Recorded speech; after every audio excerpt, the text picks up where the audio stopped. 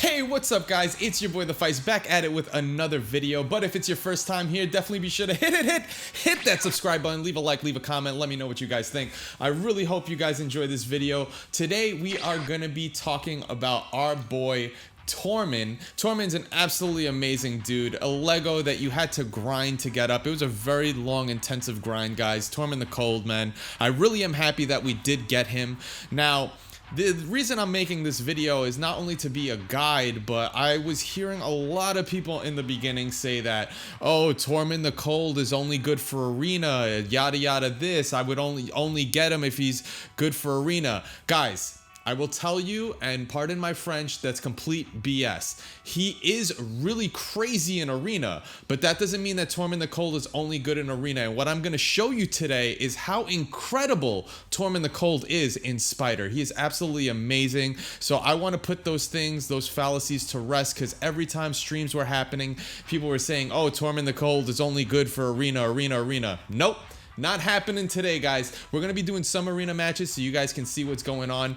I did a few matches with him in my current build meta, which, guys, if you check my Madame Ceres video, if you check my Miscreated Monster video, that's the build I usually run. That's my strong comp that I really do enjoy. So definitely be sure to check those out. We'll have some matches over here as well. And then we'll do another match, which I'm also going to do another video for Ultimate Galek. So be on the lookout for that. I call him Galek, so I use him interchangeably. So don't get mad if I do.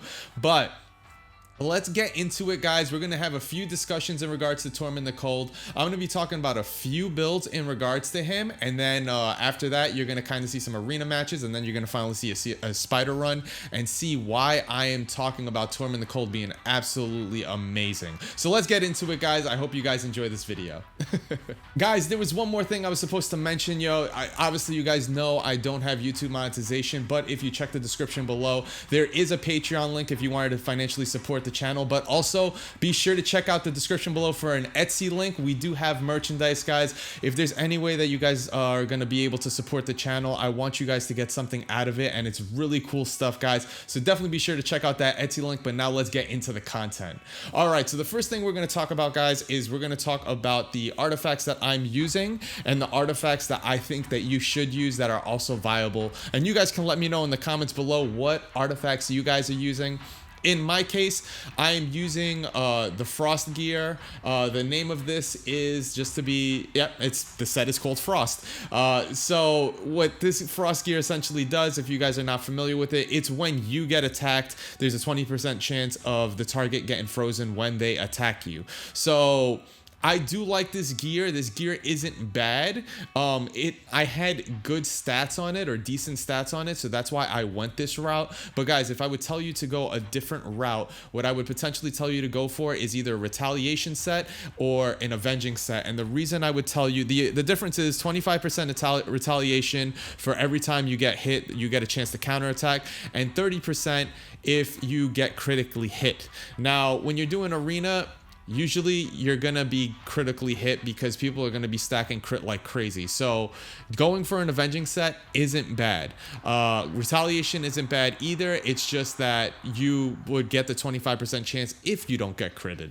So it's one of those things that you definitely can make a decision on. I do like that, and I'll get into the details of why. But right now I'm just gonna explain the stats because that's what we're talking about, the artifacts. But it's because the A1 is AoE and it also does a debuff.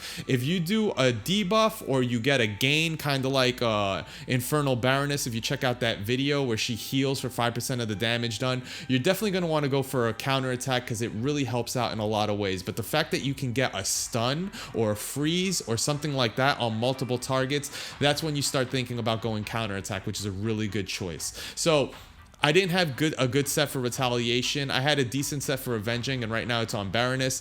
But that's why I kind of went essentially for this Frost set, because still at the end of the day in arena, most of the time there isn't a lot of single target DPS comps. It usually is like they try to open up with AoE damage and things like that. So there is a good chance that from the cleave they'll get frozen. So it's not a bad set.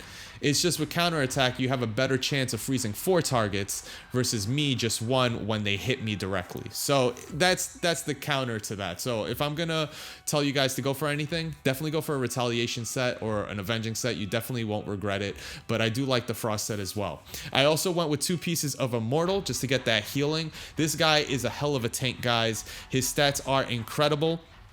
If you look at his stats right now, his HP is really nice. His defense is really great. His speed's okay. Crit rate's normal. Crit damage is normal. His resist is super high.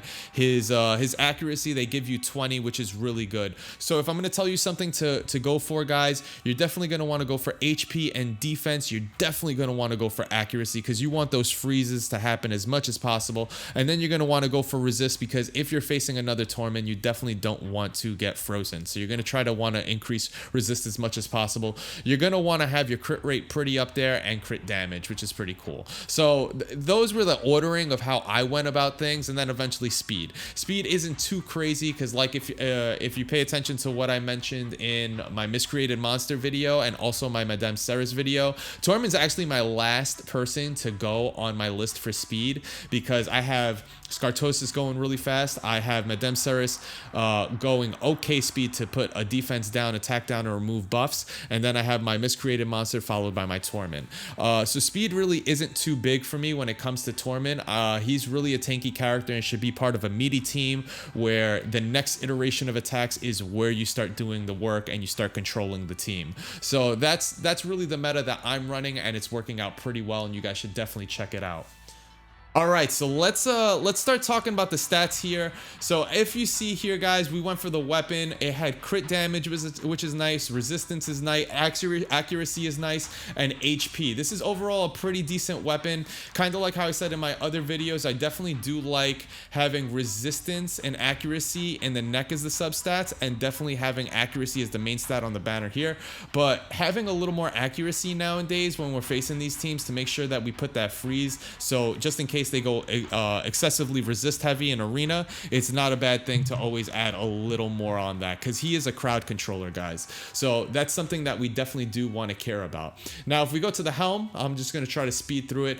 The attack is really crappy for us. We don't really care about that. We definitely do care about defense because it is a defensive character. So this was a really nice roll for 14%, and so was crit damage. Getting accuracy, HP, things like that would be not bad. Having a little speed never hurts, but like I said, he's a tanky character. We don't care about that. If we got HP percentage, that would be good.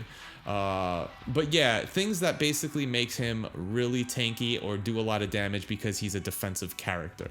The next thing we're going to go to is the shield. We got some accuracy. We got HP, 2 rolls, 15%, really good. We got some crit rate here, which is cool. And then we got some speed. If we go to the gloves, we had to go crit rate because we needed to kind of get at that point where we had enough crit. So we went with that. We got accuracy. Attack was a horrible roll. HP is nice. Defense percentage would have been nice. Defense flat, ugh. I would have liked some resist or something like that. Crit damage would have been nice. Things like that. Those things would have been really good to help us out. But definitely be on the lookout for those type of things. The next thing is the chest piece. We went defense 50% because obviously that is the stat that you're going to care about for a defensive character. We did crit damage. We got HP flat. HP percentage would have been nice. Attack was horrible. Defense percentage would have been something really good there. And we got some accuracy here. So that's really good. And that's why our accuracy currently is pretty high, which is absolutely awesome. Now, if we go to the boots, you're going to go for the speed stat for the boots. This is going to be the main thing where you're going to really get all your speed from, but nothing else for the most part. Attack was a horrible roll. Crit rate was nice. Crit damage was awesome. Resistance is good. I would probably go defense percentage on the attack, and that would have kind of been it. But since we're trying to get the best items we can while we have them available, this is what I had available to me. Now, let's take a look at that ring. For the ring, we went with HP. HP is always a good thing to go for, especially when a high defensive character. I mean, if they do a defensive down on us, HP really, like, it doesn't get affected by debuffs, you know what I mean? So it does get affected on the amount you get hit by, but if this was a defensive ring, you know, those points kind of get mitigated. So I definitely do like having an HP ring on a defensive character. It's not a bad idea. And then if you get the defensive percentage, that's always good. We did get attack percentage, which I think you can get HP percentage on ring. Let's take a look at that just to make sure, guys. I always forget. And I do love going around these things with you guys. Yeah, HP percentage would have been really awesome here. I would have really loved to have an HP percentage because we already have the HP on the ring of the flat stat. So, yeah, if we could have done HP percentage here, this would have been cool. Now, let's go into that neck. The amulet, I went for crit damage because I actually do want to do some form of damage with Tormin. Not crazy amount, but a decent amount. We had resistance plus... We had 31 plus 6 because the glyph, but that 31 roll is amazing. The accuracy, amazing roll, 18 right there. HP 270. This would have been good if this was defense, which I think is something that we could roll for. Let's see, just to kind of confirm. But yeah, I'm just OCD, guys. Yeah, you see, defense would have been a nice roll in this case. That would have been basically a perfect amulet for Tormin in our case, but... I mean, overall, still a decent amulet for us. Now, if we go to the banner, like we discussed, accuracy, because we do want those freeze attacks to go. We got HP 10% amazing, defense 11% amazing. I don't like the attack flat, and the defense flat isn't bad. I think you could get speed here, which would have been really nice. So let's take a look at what we could have got instead of attack flat and defense flat. We could have got some speed. We could have got some speed. That would have been really nice at that point. I would have liked that. So I would have probably replaced this, I guess, with, if we wanted it to be interchangeable, attack percentage and speed. Because then you could swap it to other characters as well, which is really cool. But it's a 4-star banner, so I'm not really stressing it too much. But it's still it's a pretty good item if this would have been swapped a little bit. Just get some speed here. Yeah. But it's okay. It's fine. So now we discussed all the artifacts that we have, the accessories, you know. Now let's start talking about the skills, because I know that's why we really kind of did these things, so we can see how these all intertwine and play together. All right, guys, so let's now start talking about the skills that he has. He has a pretty awesome skill set right now. There's always conversation about him being nerfed, and he will be nerfed because he is a really strong character in Arena, but he does have some good stuff right now. Let's take a look at Rimefire. So his A1, attacks all enemies, has a 15% chance of placing a freeze debuff for 1 turn. That alone is why I told you guys that you're going to want to go for a counterattack or an avenging set. So, well, counterattack in general. So retaliation or avenging, because he attacks everyone and has a chance, and then you could buff it by another 10% to freeze everyone. So that is really awesome. So if he gets hit, does this 4 chances, if you're doing this in Arena, to basically 25% freeze someone.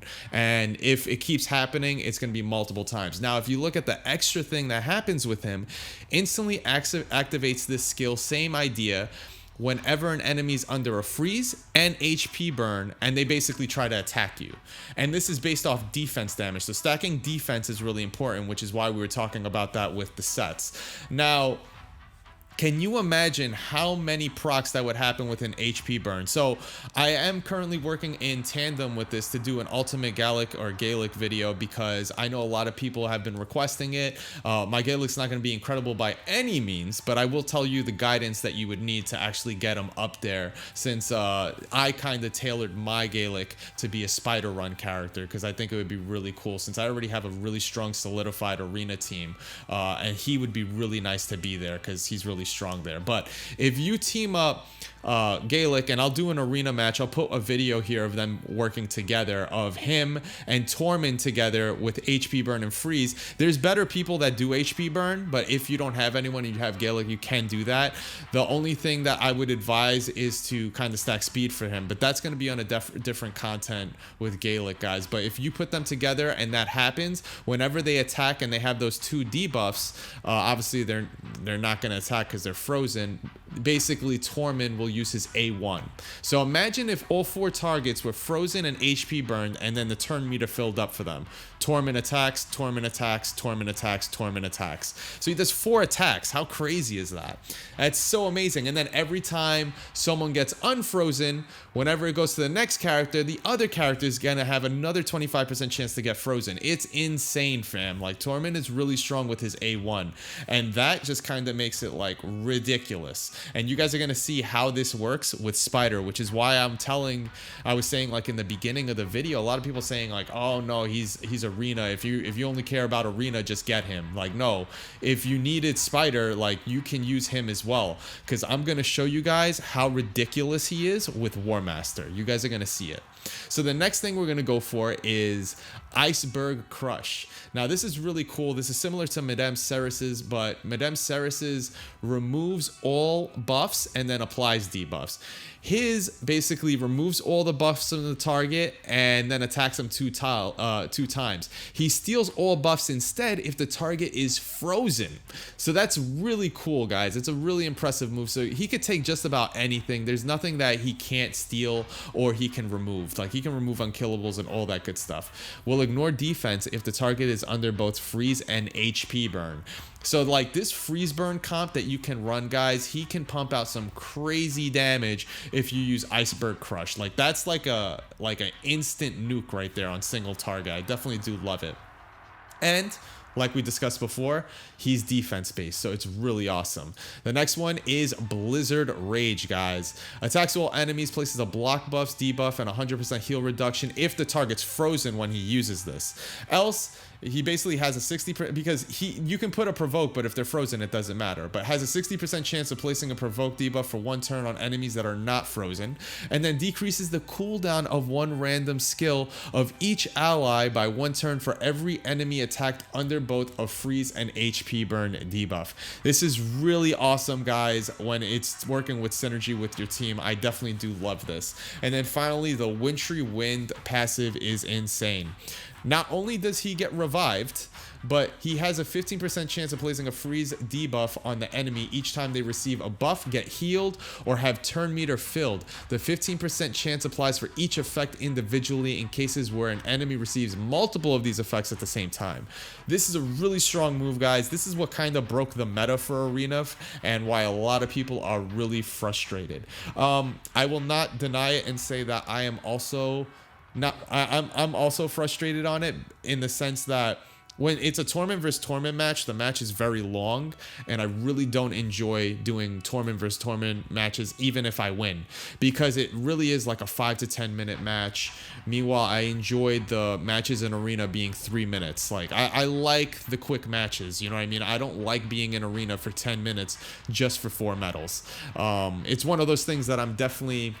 I don't know. You guys let me know in the comments. I also do notice that the game seems very buggy because of the Tormin basically mechanics. Like, since I'm a developer, it's like I always think about like the things that happen there. Like, it looks like there's like a lot of try catch error handling exceptions that are happening in the game, and that's why like for like 30 seconds you see the characters frozen, because the game is trying to figure out what to do next, and like there's probably a bunch of errors happening behind the scenes. It just doesn't look fluent, guys. So those are the type of things that I think about when I'm like seeing things like that happen. I'm like, oh my god, if I could see like the error log on this just to see the type of stuff that's happening, it would be kind of crazy. But yeah, so there's that. And then obviously the final thing is the aura, which increases ally defense in all battles by 33%, which is also really cool. So now that we discussed this, guys, we're going to discuss the masteries, and then after that I'm going to basically just pseudo talk about the masteries for Spider, because that's the next thing I'm going to want to show. But I definitely do want to show the masteries I have for my arena match, or arena team. All right, so let's get to it. All right, guys, so because I do have my other spec right now, I definitely am just using Raid Bro to kind of do a discussion on what my arena skills are. So I'm just going to go really quick on what it is. I essentially went down the resilience tree, going all the way down for the extra heal whenever an enemy heals, which I definitely do like. The damage reduction per target every time they hit us. The leech with the freeze. Honestly, I kind of have some gripes when it comes to this leech. I think that this leech is broken in the sense that it's not great, because basically if the person gets frozen and leech gets applied, and they're like at the 80% mark, let's say, when they're frozen from Tormin's passive skill, basically that buff doesn't last long enough for you to benefit from the leech, if that kind of makes sense. So the leech benefit doesn't happen too good. I don't know if they should increase this to 2 turns or something, but like I mean I put it there because like sometimes I get to do some of the hits, but I really do wish that they kind of rework this talent tree. You guys let me know in the comments what you guys think. I really feel that Harvest Despair is just very weird, especially when it comes with Tormin, but because they're going to probably nerf Tormin, it's probably going to take a lot of this passive capability of targets being frozen because of this situation. The next thing I went for was the decrease of damage on like the first hit by 20% for the ally, because our Tormin is a tank. He really eats a lot of damage. I didn't go for the Resurgent, because we don't really lose 25% health with our Tormin. Our Tormin really eats a lot of damage. It's kind of crazy. We did go down for this for the 20% chance to counterattack if we do, you know, when an enemy applies a stun, sleep, or freeze debuff. I definitely do like that. And then finally, we increased the chance of freeze happening by 5% by skills or artifacts, which this really works out with the freeze set, and it also works well with the, you know, the A1. I still agree that retaliation and avenging is the way to go, but I definitely do still like it that it increases it by an extra 5%. So it's like 25% chance now. Like that's really legit. Accuracy, we just went down all the way. I mean, I would have loved to go for Evil Eye. Like maybe replacing Harvest Despair with Evil Eye is not a bad option either, guys. You know, just to reduce some turn meter on the first turn, it never hurts. But when Leech does happen, it can be pretty cool.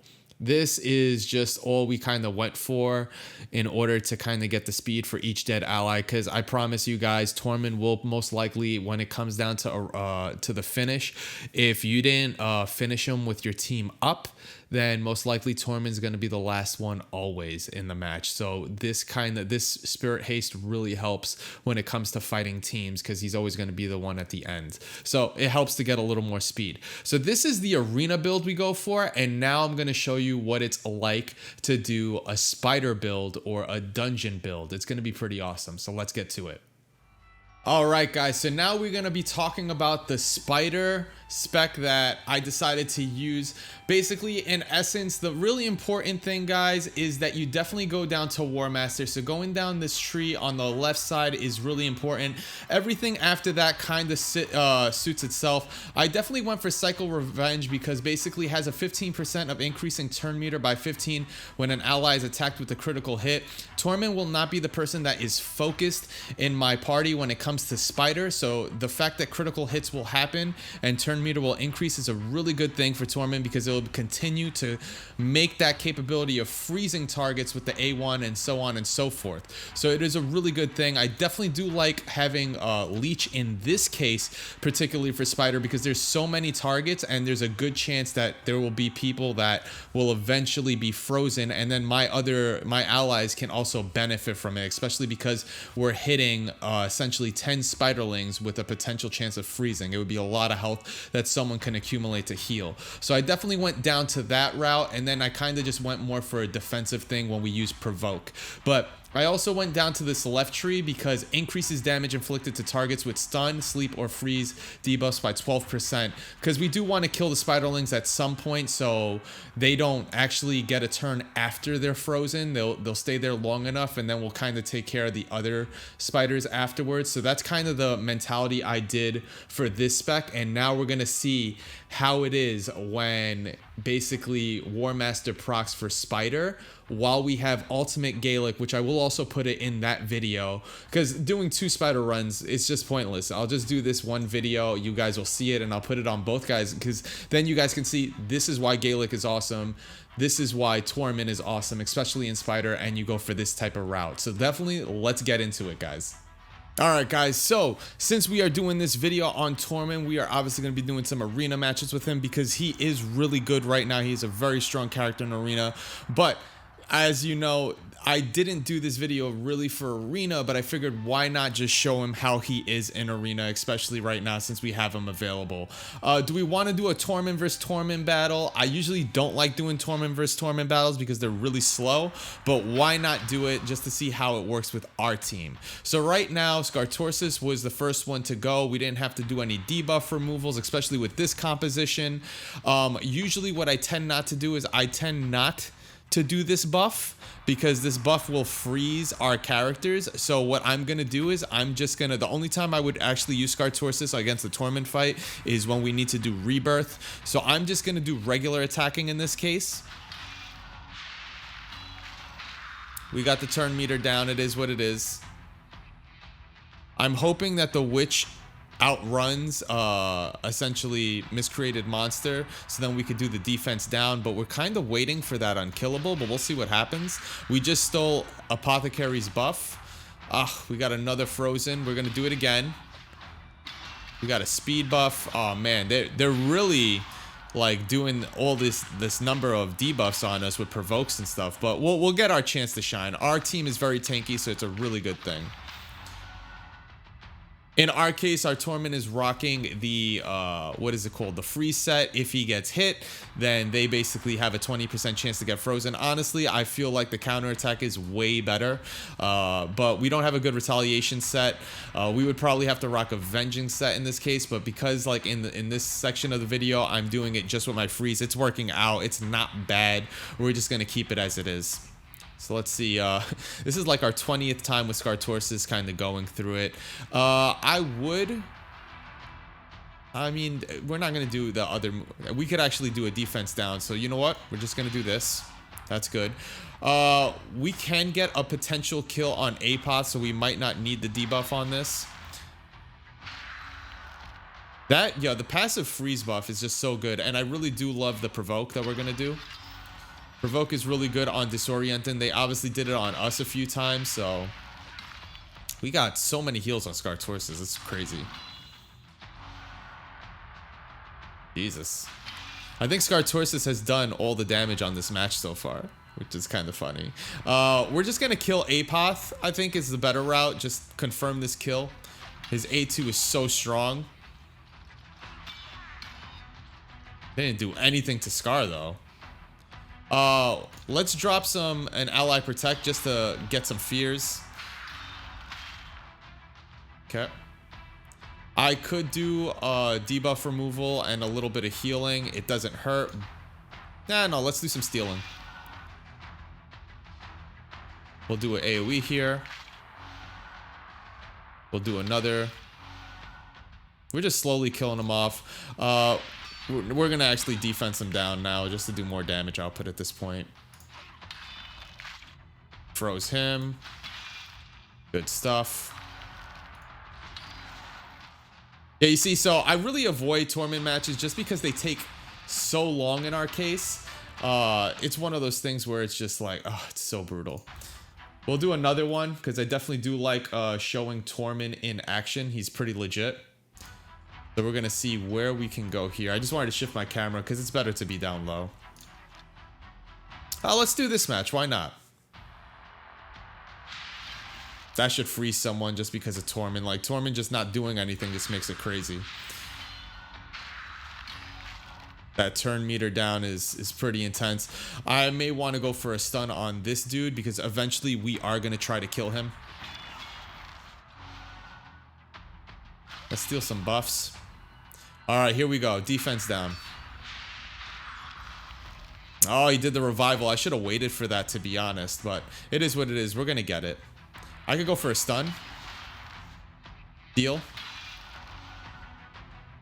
He doesn't have a revive. So, but what we can do is we can steal kill. We can definitely steal kill on this. And that would kind of make it in vain, what he did. I love that A2. So good. We also have the revive on him. As if he doesn't have enough revives, but he's not going to die in time to actually benefit from it. Deal. We stealing your life, baby. Good stuff. All right, let's see what else we can do here. This is another Tormin match. Ugh. They also have an Arbiter. They got a Lord Shazar. This is a really tough match for him, and they got a Skull Crown. This is going to be very tough. Let's see what we can do here.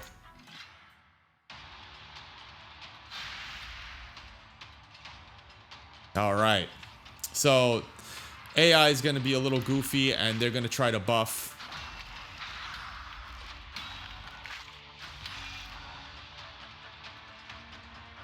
So the interesting thing here is I really don't want to go for damage output right now. What I really want to go for is interrupting a lot of things. I will probably try to kill Skull Crown. I really want to kill Arbiter ASAP to prevent anything of the team coming back, but I mean, it's probably going to have to be this route.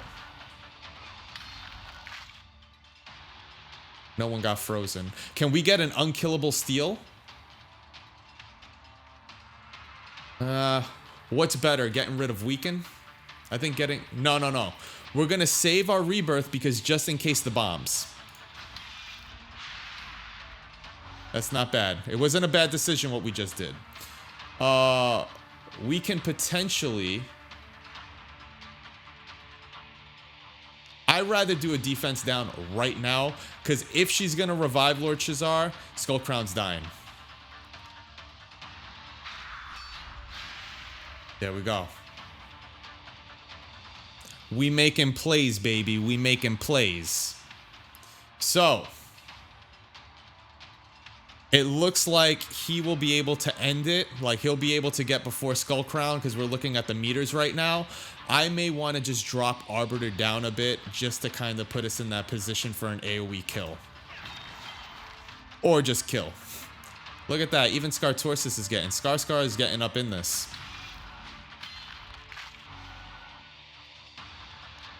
Our Tormin took a minute. There we go. Big things are happening. Big things. I can do I could do a heal. It doesn't hurt. It doesn't hurt. I don't care if they get frozen, but I'd rather just have that cooldown kind of ticking, especially in this case, and we'll just get a win on it. But that was a very strong team there, and we were able to kill it. I don't want to absorb too much of the time of the arena matches. We obviously know how strong Tormin is. If I would rock something different, like I just have a good frost set with him, it would be you know, a retaliation set, because like I said in a lot of previous videos, guys, usually what defines me on doing some type of counterattack set is usually something where it attacks all enemies, it debuffs, or you get a benefit out of it kind of thing, like stealing something, you know, things like that. Like retaliation is really good in many respects with that. So whenever you have that type of character, you can really mess around with other sets such as like retaliation or avenging. I probably wouldn't mess with avenging with Tormin because he is a void character. It's not like he's getting countered affinitied where it's more frequent to get critted. I mean, they can still get critted, don't get me wrong.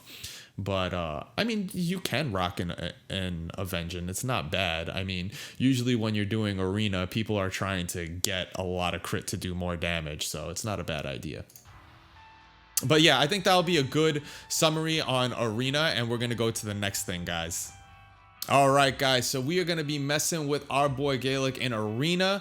Obviously, I do like him specifically for Spider, but it's really cool to see him in arena with a freezer burn team in the sense that you're using Tormin and you're using a burn type character, which is Ultimate Galek in this case, because they have a really good move when they put synergy together. When you do an HP burn and you freeze a target, essentially this skill would get triggered again. So it's really good to have this type of character or setup, which is really good. So we're going to do it right now.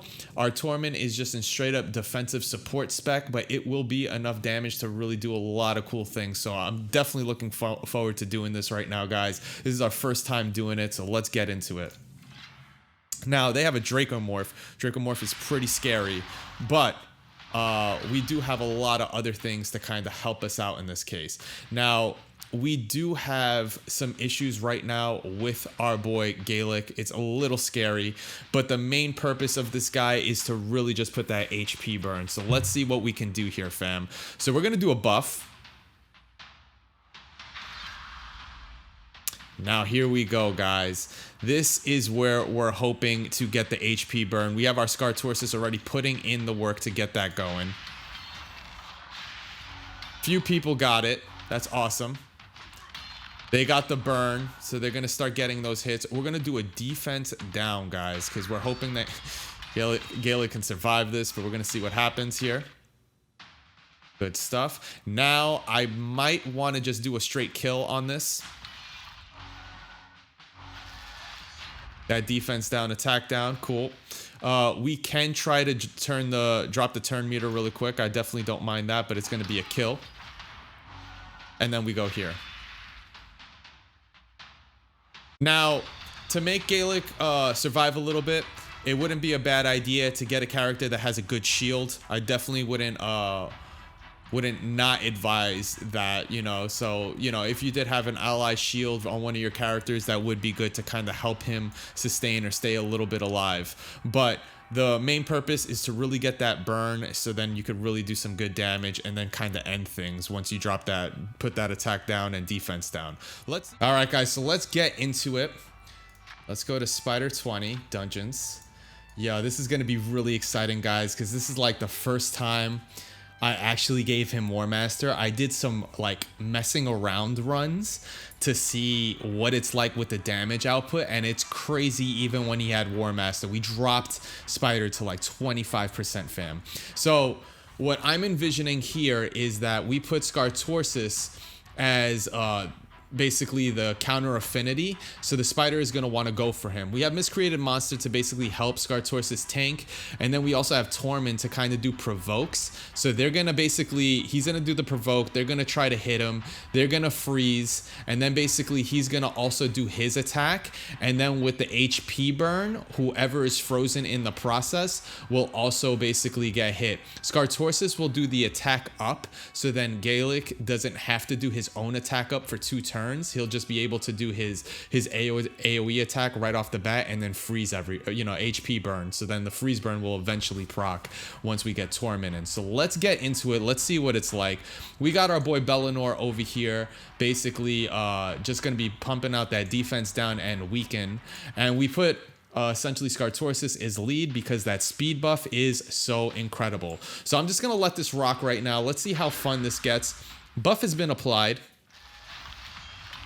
Weaken and defense down have been applied. So many HP burns. We got so many stuns. We got a lot of provokes right now. Let's see who gets frozen, guys, based on them attacking, which is really good, guys. This is really good so far. So far, we're already at that percentage. Jesus, this is incredible. Like, look at this damage output.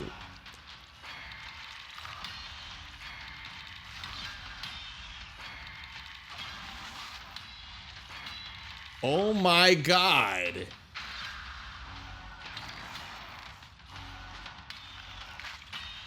Okay, can we get any? Oh my god, these procs are crazy. Look at his health right now. Tormin and Galek are really tearing through this right now.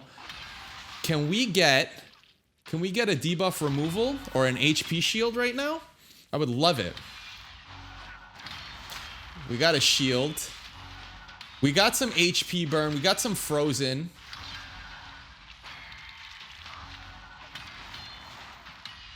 I want to see if the burns are gonna... Oh man, that's so crazy. Look at the damage. Look at the damage.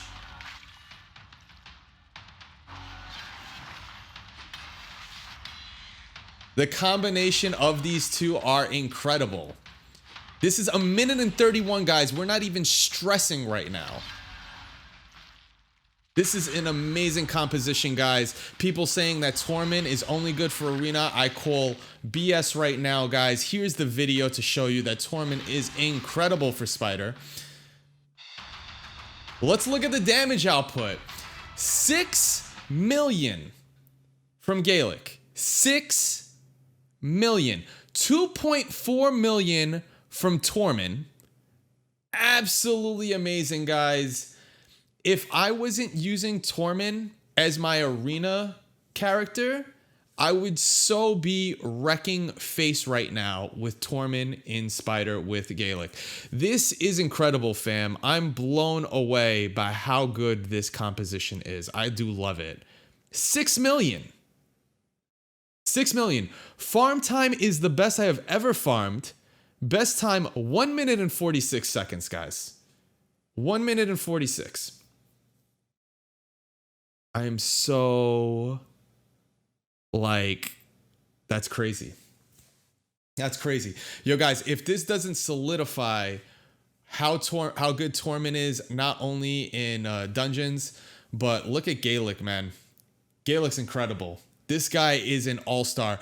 If there's any reason why you guys should probably get a Galek up, this basically tells you right here. Definitely be sure to check this out, fam. So I'm gonna leave the video here. You guys are gonna probably see some arena matches before. I'll kind of decide how I want to sort it. But yo, guys, if you really appreciate the fact that we spec'd Tormin to go Spider, to see what it looks like, definitely be sure to hit that subscribe button, leave a like, leave a comment. Again, if you wanted to financially support the stream, definitely be sure to check out that Etsy link. Come follow us on Twitch. That's where we stream live. I do love streaming a bunch of other games, but we've been streaming a lot of Raid because we're doing a lot of grinding so we could do videos like this. Let me know who you guys would love to see next. I'm going to be putting this Spider run not only in this Tormin video, but I also will be putting it in the Galek video. I'll be talking about what I have Galek spec'd as. He's really PvE oriented. He's not arena oriented, but I did do some arena matches that I will put Galek in there so you guys can get an idea, and I will guide you on how I would spec Galek if I did have the gear necessary for him to be really killer in arena. So thank you guys so much for hanging out. I love you guys so much. Thank you guys so much for the love and support. It makes me want to continue doing these things and hanging out with you guys. Come join us on Discord, and until next time, peace. See you guys. Thank you guys so much. I love you guys so much, and I'll catch you guys next time. Let me know in the comments below who you guys would like to see next, and I'll try to see if I can make it happen if they're in my roster. See ya. Thank you guys so much for tuning in. Again, if this is your first time here and you're watching from YouTube, definitely be sure to hit that subscribe button. If you ever come to Twitch, definitely be sure to hit that follow button. Come join us on Discord. The link is below in the YouTube description. Also, last but not least, I want to say major shout outs to the sponsors. If you guys also wanted to financially support the stream, definitely be sure to check out that YouTube description below. There is a Patreon link. And if you can't support financially, don't worry guys, there's other ways you can actually show support. That's getting the word out, sharing the content, letting friends and loved ones know about this this channel. Tell them to come and hang out. Come join us on Discord. You will not regret it. It's the best community / family ever. It says it right there on the freaking board. Yo, thank you guys so much for hanging out. I love you guys so much, and I will catch you guys next time. Let me know in the comments below what you would like to see next, what you think about the video, and so on. I'll catch you guys next time. See ya.